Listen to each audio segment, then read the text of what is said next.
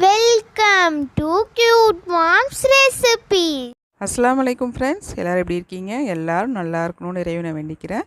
இன்றைக்கி நம்ம சேனலில் ஒரு சூப்பரான ஈவினிங் ஸ்நாக்ஸ் ரொம்ப சீக்கிரமாக செஞ்சிடலாம்.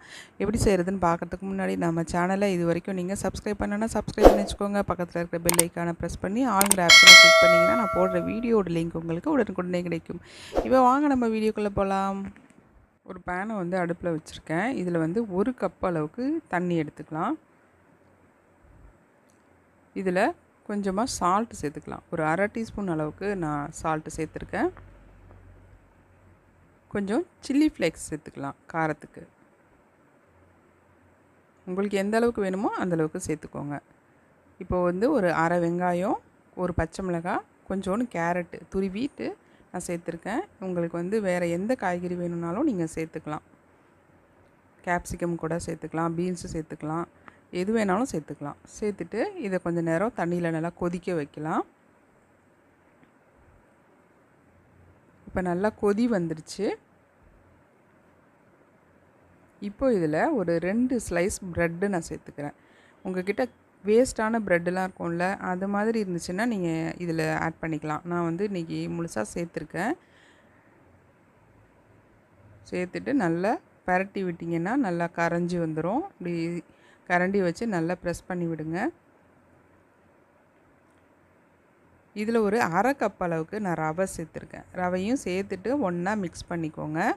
இந்த தண்ணி வந்து ரவை எல்லாத்தையும் உறிஞ்சினதுக்கப்புறம் நம்ம ஸ்டவ் ஆஃப் பண்ணிக்கலாம். ஸ்கூல் விட்டு வர பிள்ளைங்களுக்கு சட்டுன்னு செஞ்சு கொடுத்துடலாம். ஒரு 5 நிமிஷம் கூட ஆகாது இது செய்யறதுக்கு. இதை ரெடி பண்ணி வச்சுட்டு வந்தவுடனே கூட நீங்கள் வந்து எண்ணெயில் போட்டு பொரித்து கொடுக்கலாம். கொஞ்சம் அடுப்பை வந்து சிம்மில் வச்சுக்கோங்க. ஏன்னா ஹையில் வச்சிங்க அப்படின்னா தண்ணி சீக்கிரமாக உறிஞ்சிரும். அதுக்கப்புறமா ரவை வந்து வேகாது சரியா. தண்ணிலாம் வற்றினதுக்கப்புறம் ஸ்டவ் ஆஃப் பண்ணிவிடுங்க. ஆஃப் பண்ணிவிட்டு இதை நல்லா ஆற வச்சுட்டு கைகளால் நல்லா பிசைஞ்சிக்கலாம். நல்லா ஆற வச்சுட்டு இதில் வந்து கொஞ்சமாக எண்ணெய் ஆட் பண்ணிக்கலாம். எண்ணெய் ஊற்றிட்டு நல்லா கையால் பிசைஞ்சு விடுங்க. இந்த ஸ்டேஜில் உங்களுக்கு வந்து உப்பு காரம் இதெல்லாம் பத்தலை அப்படின்னா நீங்கள் போட்டுக்கோங்க. நல்லா பிசையணும், அப்போ தான் விரிசல் இல்லாமல் வரும். நான் இதில் கொஞ்சமாக மல்லிக்கீரை அரிஞ்சு போட்டுக்கிறேன்.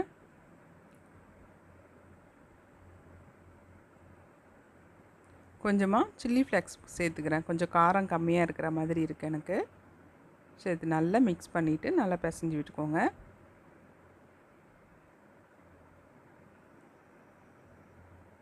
பிசைஞ்சதுக்கப்புறம் இந்த மாதிரி எடுத்து நமக்கு தேவையான வடிவத்தில் நம்ம இதை உருட்டி எடுத்துக்கலாம். நான் கொஞ்சம் நீல வாக்கில் உருட்டி எடுத்திருக்கேன். இந்த மாதிரி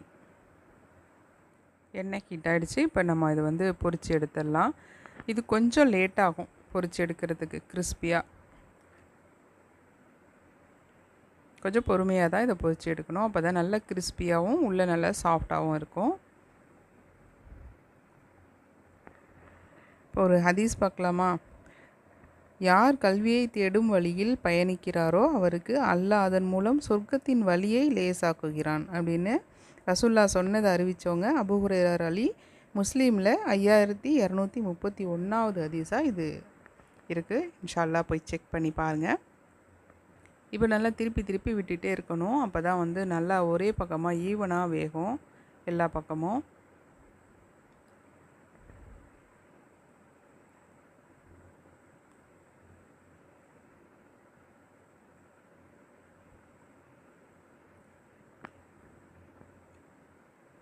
அவ்வளோதான், நல்லா செவந்துருச்சு. இப்போ எடுத்துடலாம்.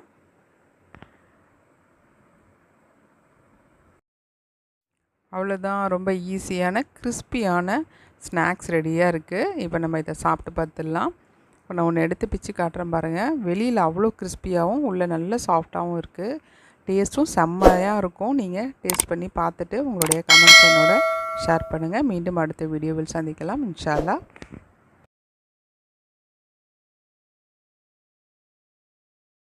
இந்த வீடியோ உங்களுக்கு பிடிச்சிருந்தா லைக் பண்ணுங்க, ஷேர் பண்ணுங்க, கமெண்ட் பண்ணுங்க. மறக்காம நம்ம சேனலை சப்ஸ்கிரைப் பண்ணிக்கோங்க.